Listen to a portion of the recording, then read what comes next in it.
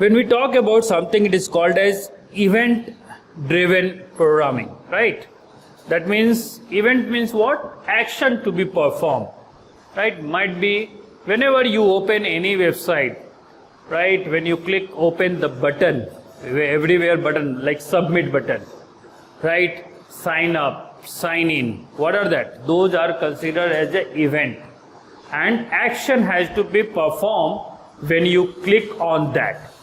So that is actually your event driven. So you can see that the example, we have the user interacts with the page. So on the page, whatever the buttons are there, whatever the menus are there, so even buttons are there, what menu is there, what action to be performed, you can call that, right?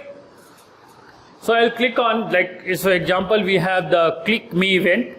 So what happens, the moment you click on this, it will go to the what event is going to occur, right? Might be you would have seen that if you click on me, some image photographs will open, some video will be open, or it will be zoomed, whatever action, whatever the action you want to perform, right?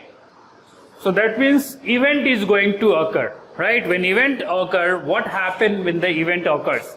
That means the piece of JavaScript code runs in the response.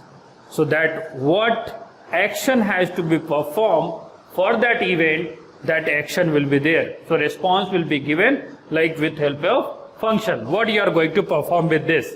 And after that only on the page, you see the result. That is the page appearance is updated or modified in some way as a result. So you can see the result on that. So this is usually happen. You have opened several websites, you have opened and seen that even you sign up, you do the sign up, right? Even what happened when you click on sign up, it go to the next page, and again what action it has to be displayed, that will happen, right?